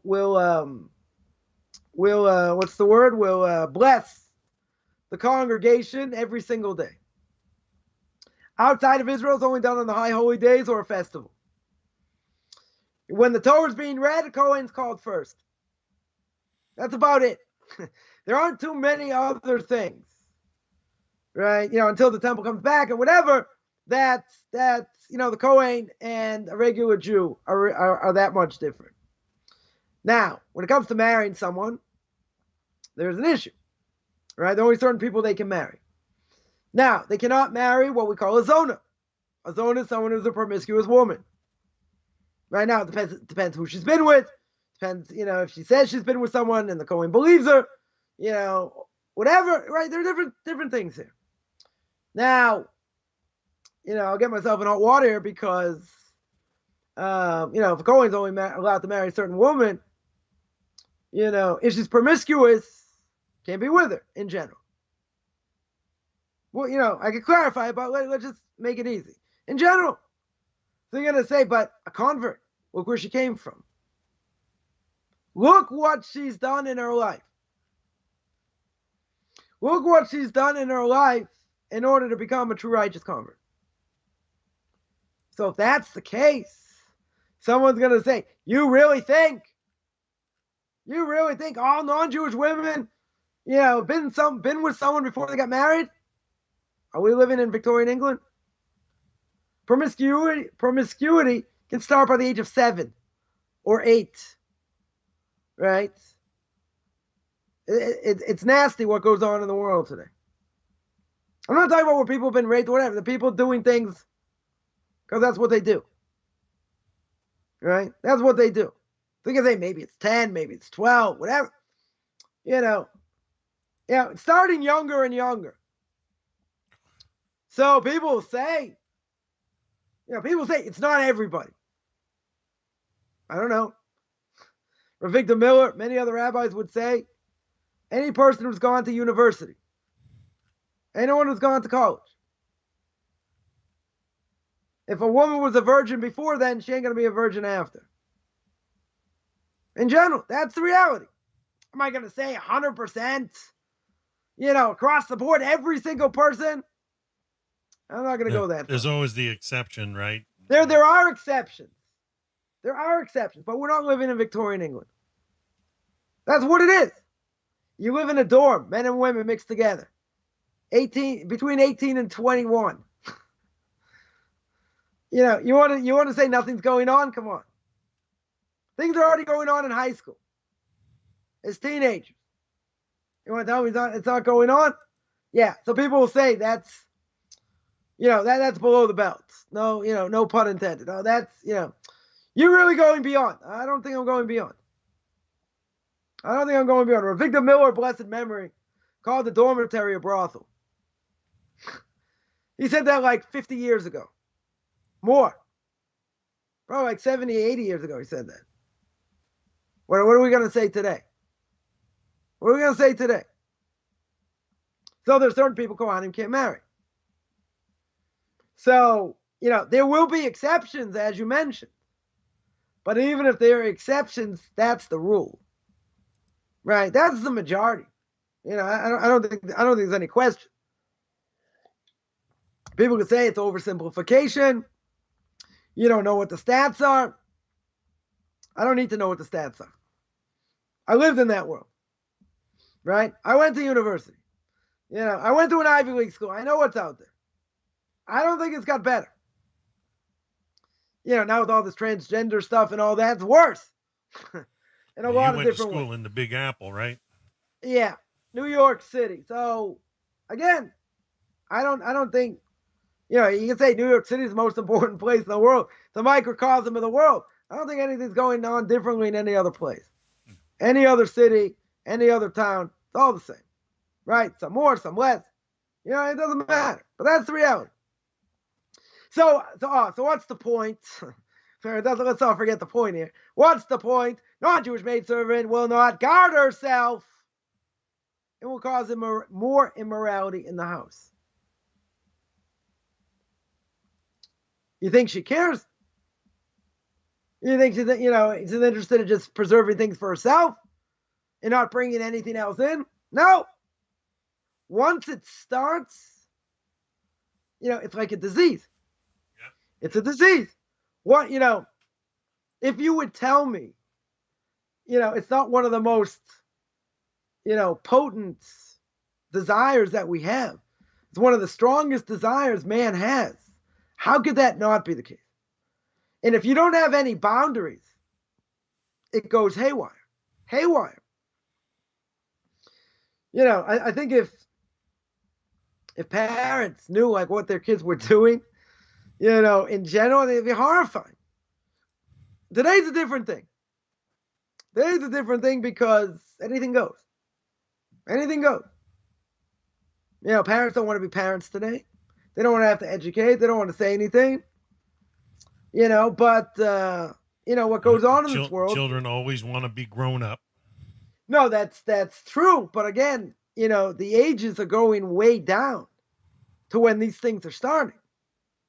And not just that, but the boundaries of what they are have been totally skewed. You want to bring a library book home for your kid. What are you going to bring them? Johnny has 3 fathers. Sally has 2 mothers. Like, whatever. Like, how do you know you don't want to be straight? How do you know you don't want to be with someone you want to be with someone of the opposite sex? What are you teaching a 5-year-old that? Right? You can say, let them be open-minded till their brains fall on the floor. That's insanity. That's absolutely insanity. Right? Well, people make their own decisions. People, people have this idea. It's a really messed up idea. And they'll say, well, people will find their way. Okay? But who says that we should let them get messed up in the process? Who says we shouldn't try and give them values before?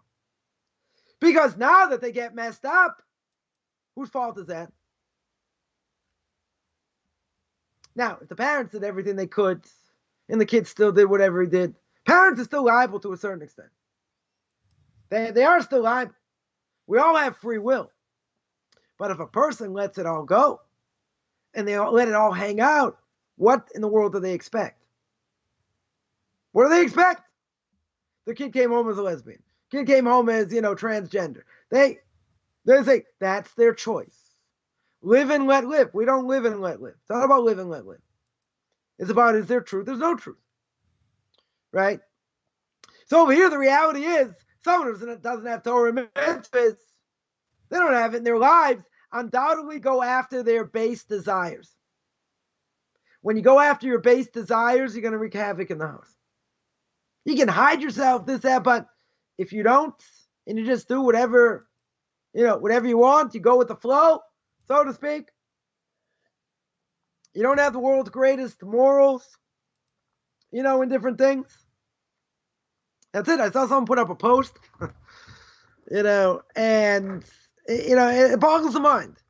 It boggles the mind. A woman puts up a post and says, yeah, I have different kids from different fathers, right? And I made choices. And no one's going to tell me about the choices I made. Like a whole rant. So you already see there's an attitude. Fine, you made certain choices. Okay? You made certain choices. You have to live with the choices. But that doesn't mean I have to say the choices you made are good. Right? What's the person going to say?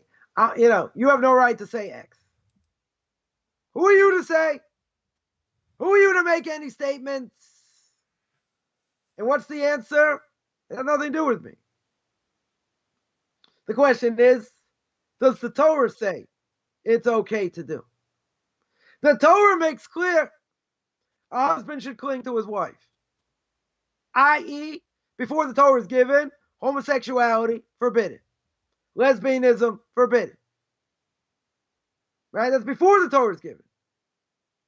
So the Torah understood what's the right way to be married.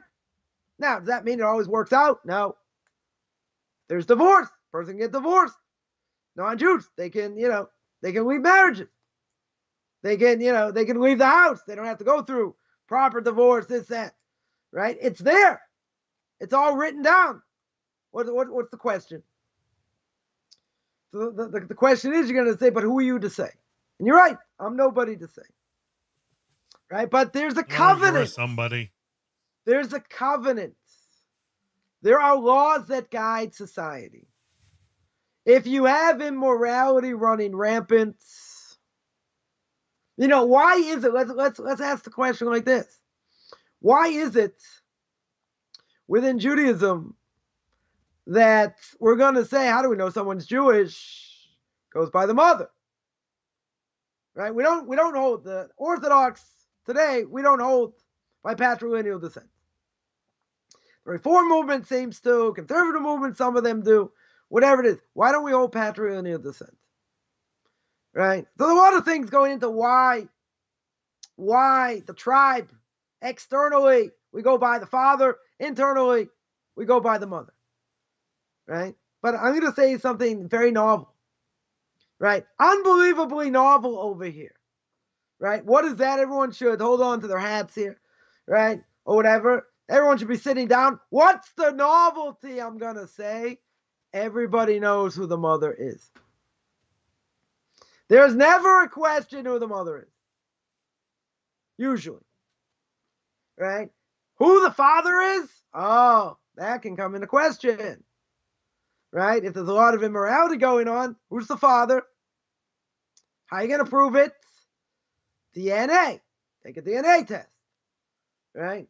But there's no question normally who the mother is.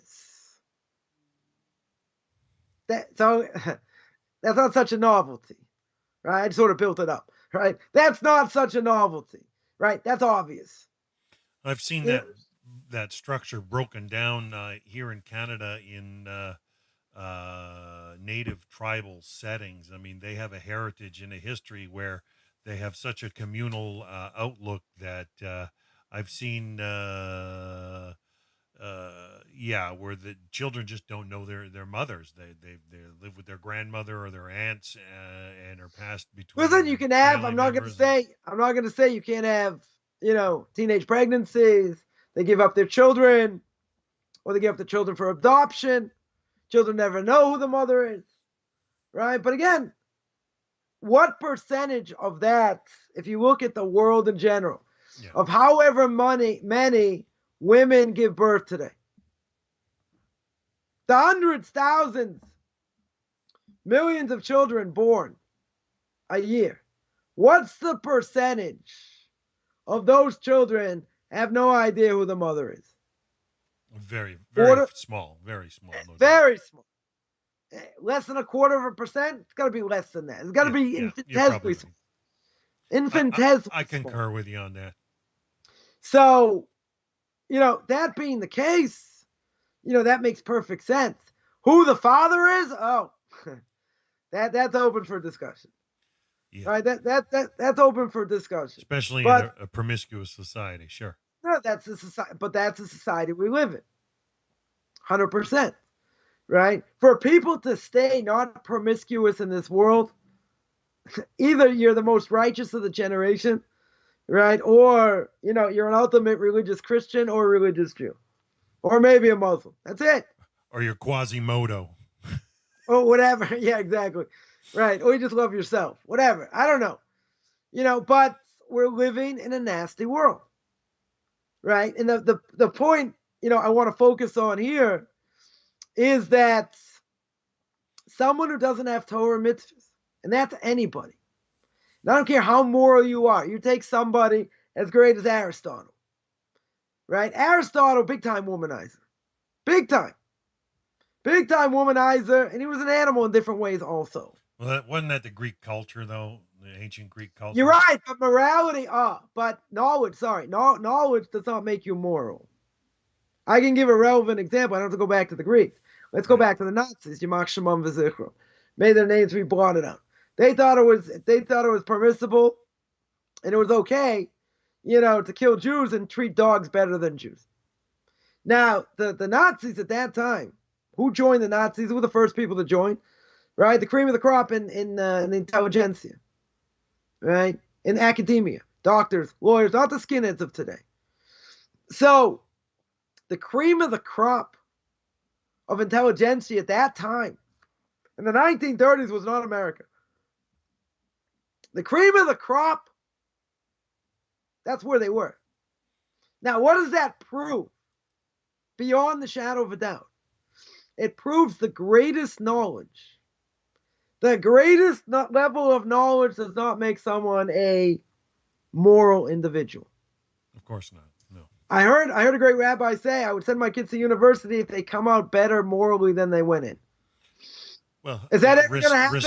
Restraint, morality, and restraint usually go together, but yeah. But the point, one of the reasons that you're talking about the cream of the crop at that time is to show beyond the shadow of a doubt intelligence does not lead you to morality. That's one thing. I mean, there are many other things. It's not the point, right? But the point is, if you don't have a moral guide, if you don't have that anchor, that rudder, right? You take the rudder overboard, throw it overboard in a boat without this is why I so appreciate without a motor, you go around in circles. You go around in circles. If you don't have Torah mitzvahs, then you go after your base desire. And that's going to wreak havoc. It's going to wreak havoc in your house and all over. And that's the world we live in today. Right? That's what moral relativism is. It means that morality is relative. Holding hands in public, maybe my parents' generation, or maybe even kissing in public was like, nobody does that. 70, 80 years ago, come on. Maybe, there were certain things, pushed under the rug, people in the closet, other things still existed, fine. Wasn't out in the open. Wasn't out in the open. Right? So what happened 70 years later? What happened 40 years later? What changed? All the shamefacedness is gone, yeah. Yeah, the embarrassment gone. I mean, in the 1990s, right? We'll quote another. Chutzpah. We'll quote another great spiritual person, Madonna, of all people, right? She wrote a book about sex to make sure people would never be inhibited about anything. That was in the early 1990s, right? If I remember correctly, early 1990s. Now, if that's the case, what in the world do we expect? What in the world do we expect? If a person does not have an anchor, they don't have a rudder, their desires will take them anywhere they want.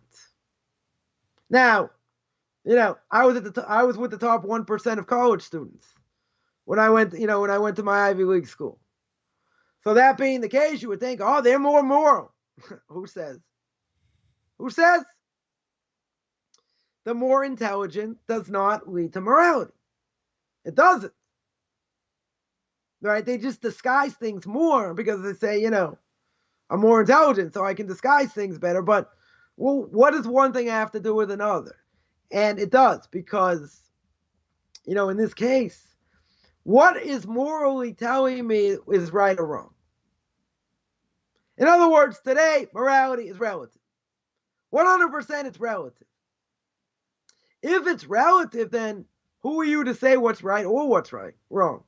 So why is it today the LGBT community's gone wild, has unbelievable power, and they can put their garbage into schools and teach kids their garbage at a very young age? What's changed? Because some people decided that this is the right way to go. This is what we want to give over to the next generation. Who says they're right? By any stretch. Who says they're right? And we have a right to do what we want with our bodies. No one can say otherwise. Right? What changed over here? You know why people don't wear hats today in general? Who changed that? JFK, from my old alma mater in Boston. Right? He took off his hat. It's one of the things he did. He stopped wearing a hat, a top hat. And that stopped people from wearing hats in general. What? He's a trendsetter. President, as immoral as he was, right? A trendsetter over. Everyone knew who he was. Right? This guy's a trendsetter. He's going to cause everyone to stop wearing hats. But I'm still persuaded that Hashem is the one that allows that influence in or out, or that he doesn't stop it.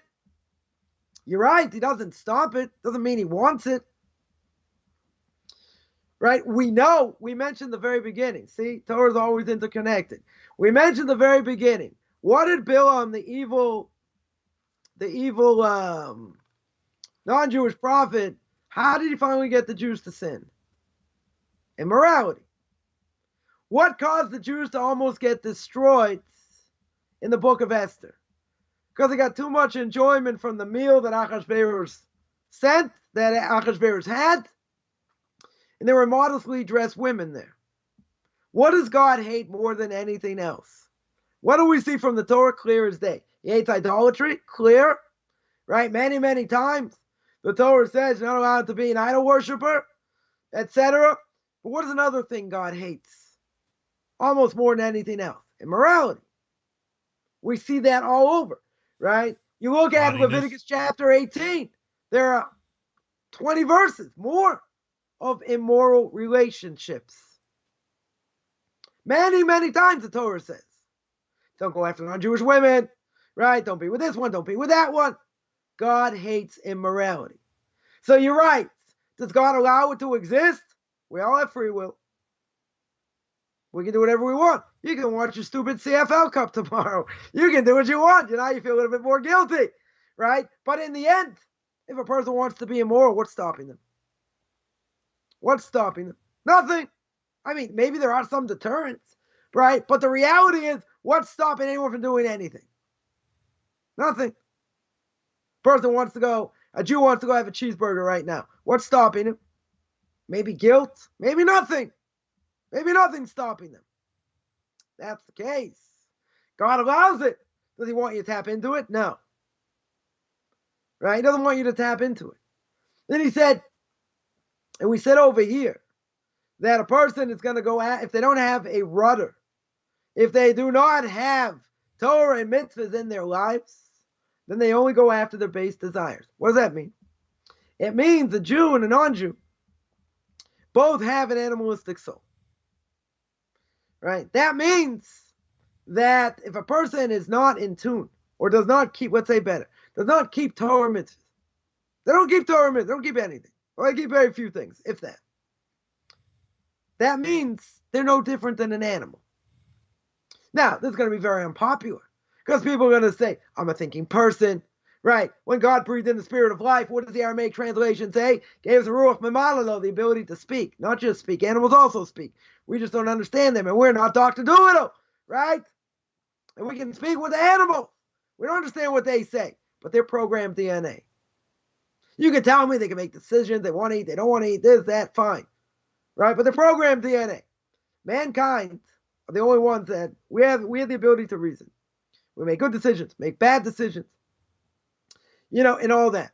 So if we're not holding, if God forbid, a person is not holding by Torah mitzvahs, they're not holding by repercussions for their actions, none of these things. Are they any different than an animal? What does an animal do? An animal is programmed, they're programmed DNA. A person does not have Torah mitzvahs. Is he programmed DNA? No. But there is one major thing. That major thing is that they are going to be subservient to their evil inclination. Their evil inclination will wreak havoc, will destroy them, and they won't even know. Wow. They won't even know what's going on. Shame. And the reason is because they're not really alive. You're going to say, come on, this is a little bit much. How can you say these people aren't alive? What are they doing? How are they living? What values do they have? So you're going to say, but it's not all about Where's the moral Torah. compass? Yeah. It's all about Torah. So what is it about? It's about whatever I feel like doing. But who says what you're doing is right? Who says you have any moral code at all? And what's it based on? Right? You're going to get, very quickly, you're going to get to a very deep discussion. Most likely the person's not going to have it. Because they're not going to want to go there. They're absolutely not going to want to go there. Yeah. They're going to say it's about they're going to say it's about my family. Yeah. I live for my family. I live for my kids. We do things together. It's about having next generation. It's all this. But is that what life is all about? Is that the essence of life? Just by having a family, seeing the next generation. What values? Well, I try and give over the best values I have. Oh, very good. What values? Someone's going to say, but I'm a good person. That's great. What's your definition of good? Hitler, Yamach Shemo V'Zichroi. May his name be blotted out. He thought he was good. So did Pol Pot. So did Gaddafi. So his other madmen. Now that's different. What do you compare me to them? So I wouldn't use that as an example. But, did you cheat on your taxes? No, that's different. I don't want to give Uncle Sam 33%. Oh, did you act immorally this way? That's different. People, will make excuses. They'll make excuses why they justify what they do. But if you don't have a moral compass, then that means you're just going on whatever your desires tell you to do. Now, if it's cheating on your taxes and it's a legal loophole, that's not a problem because it's legal. If it's illegal, you don't get caught, it's still illegal. Right? What is the moral compass based on? Right? Bottom line, if morality is relative, then that means you're only doing what my moral compass says. And I'm going to do whatever my moral compass says, for better or for worse. Maybe it'll change. Maybe sometimes it'll change. Maybe it won't. Maybe things will get better, things will get worse. Whatever person decides to do.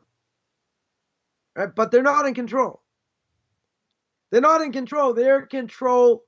The evil inclination's controlling them. They're going to say, nah, what you do is so restricted, and I would never live that restricted lifestyle, blah, blah, blah. So what are you subjected to? What do you base what you do on?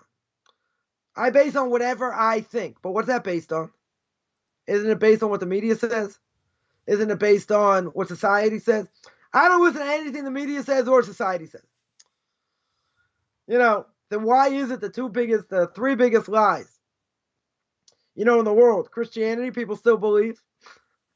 right? The Palestinian people and the fact that evolution, right? 3 biggest lies out there, right? We'll take the last 2. Evolution, right? Evolution, everyone in academia will hold by it. Everybody. Because they're not going to say that the Torah is true, that the Bible's true. Right? And the Palestinian people, also biggest lie. Totally biggest lie. Very easy to disprove, but you know what? The BDS movement's very strong.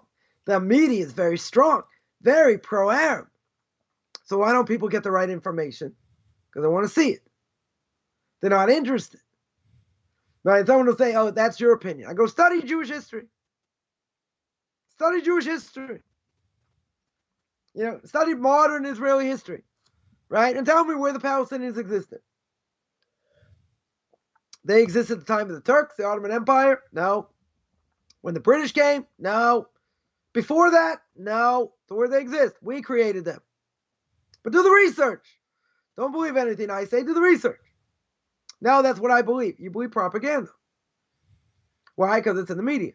It's on the internet. It makes perfect sense. It's apartheid. You know what apartheid is? Arabs are living better in Israel than living in any other country. Any other country. Any other 22 states that they have. Living much better under us. No question. The problem is a bunch of fanatics control them. That's the problem. So, if they had their way, most of them were one piece. But what can they do? You don't hold by the mainstream, you're dead. They'll kill you. Right? It's a catch-22. But where do people see, that's the problem. Where are people getting their information from? Mm-hmm.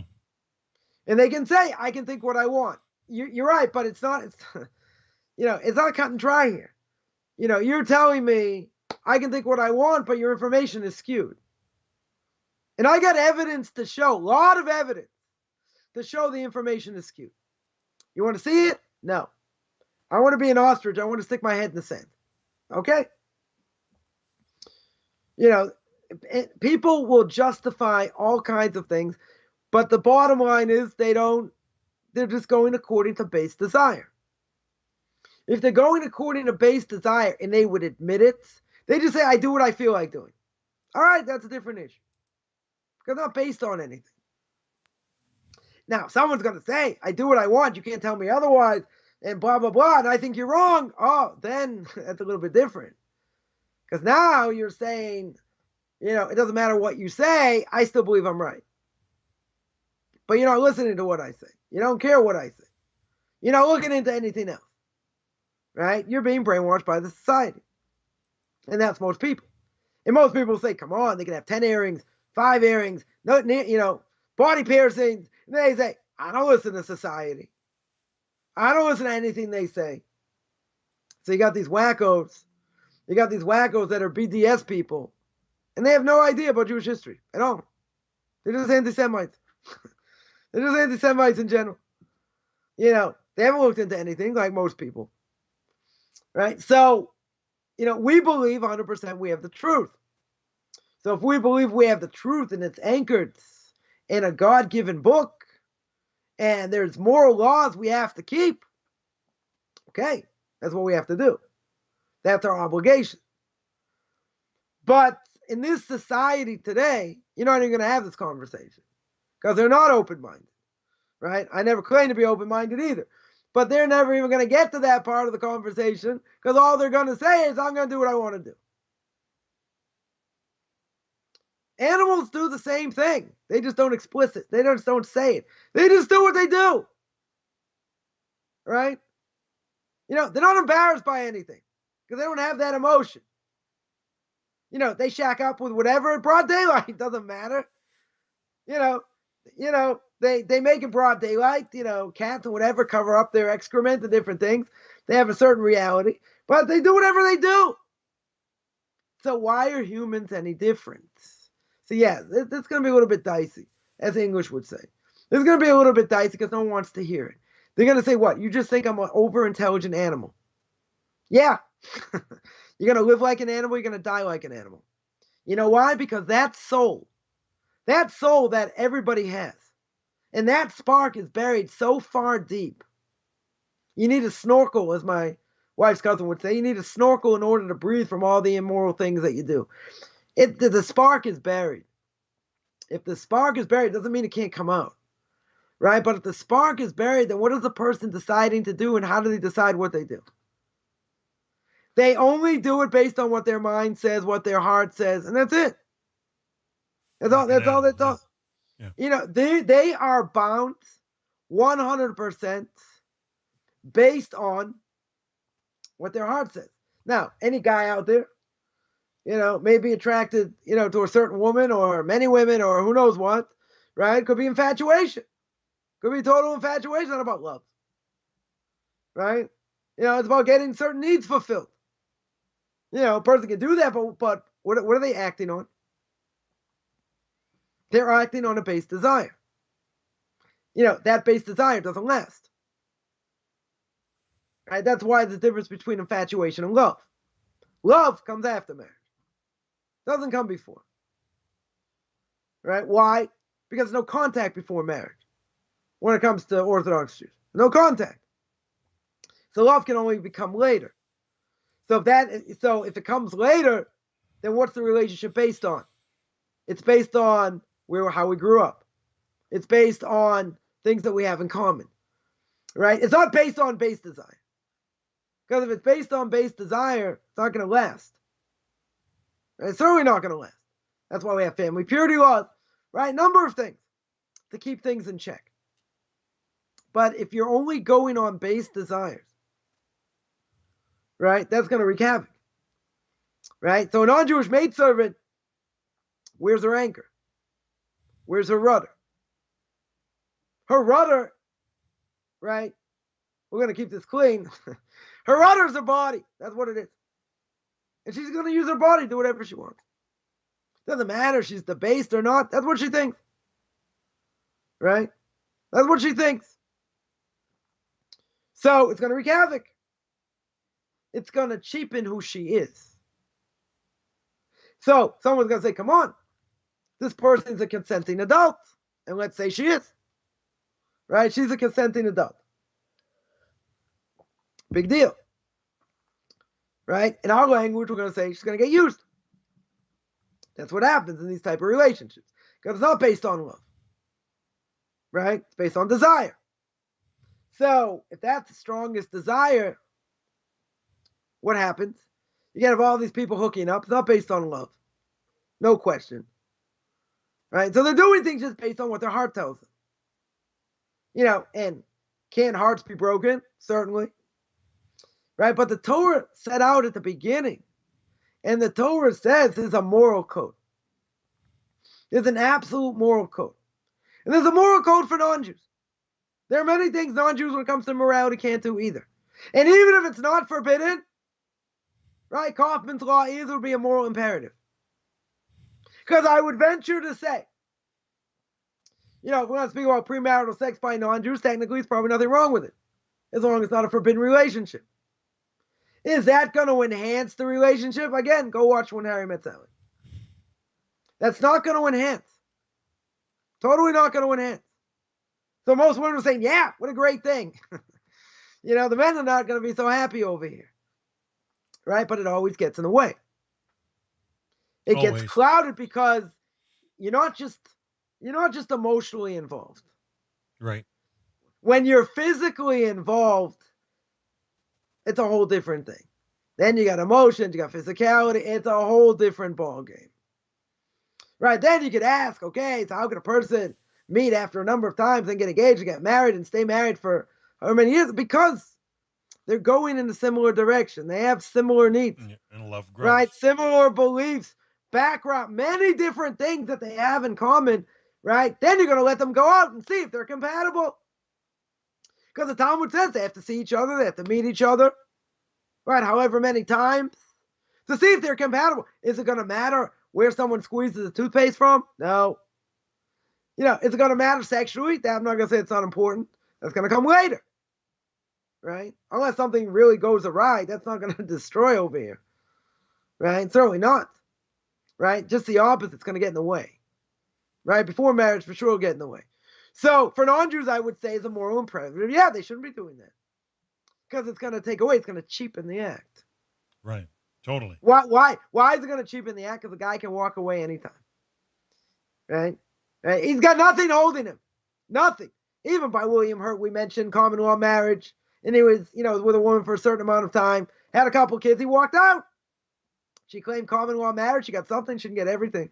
She didn't get half, right? Because a piece of paper will make someone stay longer. True, right? But it's not just a piece of paper. It's what it represents, right? It's the holiness. It's the kedusha behind it. And when it's done the right way, it's a beautiful thing. When it's cheapened, that's what it is, right? You can say, well, it's enjoyable. We draw close together, blah, blah, blah. This is a guy speaking, right? So, yeah, for a woman can be consenting. It doesn't matter. Outside the confines of marriage, it's immoral. It's immoral. I don't care if they consent. They think it's the right thing, but it cheapens the act outside of marriage. No question. Now, by a non-Jew, it may not be forbidden. It may just be a moral imperative. But I would venture to say, if they learn to talk more, to reason, that have more things in common, then down the line, that relationship going to be that much stronger. But if it's based at the beginning on, on a hookup, on a one-night stand, on, these different things when it comes to physicality, that's not going to last. It might, if there are other things behind it, But why is it common? We mentioned also, right? We'll mention the same thing again. Why is it common that two people hook up when they're drinking? Inhibition. Inhibition. They're not like, oh, let's have a conversation. Let's talk deep about life. It's like, deep about life, I'll be upstairs. Fine, read a book. You want me? I'll be upstairs. Like, they don't want to hear that. They certainly don't want to hear that. Right? But that's what's going to make the relationship. It's the bond. The physical bond will come later. But that's not going to bond. It's going to keep it together. What's going to keep it together is how each person treats each other. And if you don't have boundaries, and that's what this Mishnah is talking about, right? Back to our Mishnah here. The more flesh, the more worms. No boundaries in food. The more possessions, the more worry. No boundaries in how much I can acquire. The more wives, the more witchcraft. The more I have, the more I want. It's going to lead to other things. The more maidservants, the more lewdness. That reason. Because there's no inhibition. Because once I abuse it, it goes other ways. Right? It goes in other directions. Same thing by food. Same thing by possessions. Right? There's a hierarchy. There's an order here. Mm-hmm. There's a reason. There's a reason over here. Right? In other words, food, I could sanctify it unbelievably. Right? On Purim. We have a festive meal. It's a crazy day. We're drinking, but the words that come out of my mouth, Torah, mitzvahs, right? I want to be close to God, rebuild the base of Mikdash, rebuild the temple. I'm not spewing out garbage by being plastered, right? I could sanctify the day so much, it could be like Yom Kippur. Yom Kippurim, a day like Purim. Total opposite. Yom Kippur, I'm fasting, feeling like a piece of dirt, right? All the terrible things I done, fasting. Purim's even greater because I'm sanctifying the physical. It's a heck of a lot more difficult to sanctify the physical. So here I'm eating, sanctifying the physical. Here, the more I have, the more I help others. The more I give charity. Not I'm trying to acquire more things. Right? And if a person's married, they're treating their spouse the way they need to be treated. Right? No one's looking anywhere else. They're building that relationship. Right. When you build that relationship, the intimacy is that much greater. Why? Because it's based on something else. It's not just based on the physical. The physical is based on something much deeper. When it's built on something much deeper, it's a whole different, it's a whole different thing. And even if it's not, aren't you going to tell me you're going to get benefit out of the act anyway? You will, but it's not the same. It's not the same. It cheapens the act. That's what it does. Cheapens the act. So therefore, the more a person plays the field, and the more maidservants, the worse it is. Right? That's what it's going to do. It is going to cause 100% to be more immoral. Why? Because these things are insatiable. It's insatiable. right? The more a person wants to eat. Don't we always have a desire to eat? We have a desire to eat. We want to eat more if we could. But gluttony right? is a different We story. like good things. We like other things, chocolate, M&Ms, who knows, whatever. All these different things. But you can't abuse it, right? You make kiddush, you drink wine, that's great. Can't be an alcoholic. You got to sanctify the holiest days, right? With wine, right? Person makes a lot of money. God gave him bounty. Know how to use it, right? Know how to use it. Person's married. Marriage is like a plant. You got to water it. If you don't water it, it dies. Right. It's got to be something beyond the physical. Problem is, the longer we're married, the more we don't want to do anything. We just go back into our old bad habits. But if you don't work at it, it'll die. And that's why you can have people getting divorced after 30, 40, 50 years because they don't work on it. And then the kids are out of the house. They have nothing in common anymore. And then the marriage goes to pot because what do you do now? Oh, now I'm going to speak to you? Come on, I got my kids, my grandkids. Everyone's always around. Now no one's in the house. It can happen. I've seen it in my own community. A number of people got divorced, married 30 years, 35 years. Wow. I didn't know what was going on in their lives, right? But the older you get, the more you get into a rut. It's something that has to be worked on. 100%. So we don't want to be people, I guess we'll end with this. We don't want to be people without a rudder. Right. We have to use that rudder and hold on for dear life because we're in a tempest. That was a good SAT word. We're in a tempest. We're on a boat. Just like Jonah was on a boat God made it where the boat was going to be ripped to shreds. The fact that people can stay religious in a totally immoral world today is absolutely miraculous. Miraculous. I don't think there's any question. So many temptations at the blink of an eyelash, right? My handheld device. On your 60-meter screen, watching the CFL, right? We're not going to go there. But, at the end of the day, it's what I do with what I'm given, right? And how I utilize my time, how do I utilize my life, and how I hold on for dear life for that anchor. And that's what we have to do. And how do I do that, right? So in the last 2 minutes, how do I do that? The more mitzvahs I do, right? The Mishnah will see one day in the next millennium. Mitzvah goreres mitzvah, avera goreres avera. More mitzvahs I do cause me to do more mitzvahs. More transgressions cause me to do more transgressions. Don't wait till tomorrow. Don't say, I'll have time tomorrow to learn. We went through that. Maybe you won't have time tomorrow. You don't know what today is going to bring, right? So we're holding on for dear life. We're not in this world to waste time. We're in this world to get, to score as many points. To score as many brownie points with God as we can. That's called mitzvahs, right? Doesn't matter. You're tired, you're this, you're that. That's what we're doing here.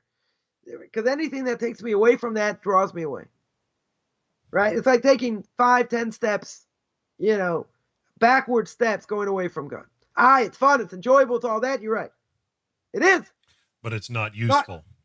It's not useful, right? So people tell me, come on, you're New England Patriots, no Tom Brady, 9-4. They won 7 in a row. They're, up in the rankings, top 4 or 5 teams in the league, right? Okay, so what? Big deal. Doesn't mean anything in the bigger scheme of things. They win, I get a t-shirt, very good. So what? Doesn't mean anything otherwise. Right? It's irrelevant. Is it fun? Yeah. Is it distracting? Yeah. Does that make me a better Jew or a better Jew wannabe or a better Noahide? No. It doesn't. No. Well, we really appreciate you clarifying our eyesight in today's lesson for sure. Well, that's my job, is to re-squeegee the brain, to teach people how to really think. So next week, God willing, we're going to have part 9, speak about the more maidservant, the more manservants, the more thievery. We're going to go through, next part of the Mishnah. I want to remind everyone, tomorrow I got my full schedule, Book of Leviticus chapter 15, 9 o'clock Eastern time, 4 o'clock Israel time. And we're going to do Noahide nations. Right. We are deriving the Noahide laws. We're going to speak about idolatry. Should be a fascinating class. Hopefully, so that's going to be. You're the man for the job. That's going to be 2:30 Eastern time. 9:30. No Tanakh is the talk time, tomorrow. but I'll put up information about that tomorrow. But you're not on Tanakh talk tomorrow. No. Tanakh Talk is off because he's at a wedding. He's going to be awake, so we're not going to. Tanakh Talk will be canceled. So I'll have one less. What do you call it? One less class. 3 out of 4. So that'll keep me busy enough. Well, But we hope hopefully you're next getting your week we'll be strength back back. on track with Tanakh Talk and my other classes. Hopefully during the week as well. And during the week, are you also working back up north? Yeah, I will be back up there on Monday, hopefully Monday and Wednesday. Thursday, definitely be having my Q&A. Tuesday, probably. I might do my Q&A later because it's a fast day. It's a minor fast day on Tuesday, but there is probably a good chance since, I cut out last week because I was sick. So could be I'll just do the Q&A later, after I eat or whatever. So could be, or I'll just cancel. I'm not exactly sure, but part of me says I'm going to do it later. But yeah, the rest of the week should be like clockwork. Hopefully, everything should go good, and get back on track up north and all that. Well, we're just so glad to see that your health is returned and you're as much the Energizer Bunny today as ever. And hopefully no more still sharing Torah. Hopefully no more praying to the porcelain god. So that's always. Always involuntary. That's involuntary. Call it what it is. It's completely involuntary. That's throwing off by choice. But no. it is. I just one thing. As I mentioned in my Q&A last week, one little microbe or a few absolutely cause havoc on the body. Just unbelievable. So, one thing we want to take out from this, is just do not take health for granted. That's one thing. You just day in and day out, you don't know, but everything that happens, if we are healthy, don't take it for granted. And, we should just relish the fact that, we can move our hands, they don't hurt, or even if they do a little bit, whatever. But, if we can do most things, we're not in the hospital, we're not sick, we should be ecstatic. We're alive for sure. Yeah. And we can have a moral compass, and that moral compass can affect the way we live and how we live. And, definitely we can cleave closer to Hashem with that right moral compass. So thank you so much for today's lesson, Rabbi. So Hashem willing, we are tentatively on for next week for part 9. Appreciate all you share, all you do. Folks, you can always reach out, support Rabbi Coffman on his website, orthodoxconversion.com. You can find him on his Facebook channels or his YouTube channel as well. Stand by him, support him. He's doing lots of work out there, and we just hope that Hashem continues to open more opportunities and doors for you, Rabbi, and we're thankful that you do prep and share some wonderful stuff with us. So we're going to sign off for now. I got another class coming up in about 25 minutes with Rabbi Aaron David Poston of Jerusalem. We'll be doing the 48 ways to wisdom, and today we're on part 42 for anybody who wants to join us. Have a wonderful, wonderful week, folks. Bye for now.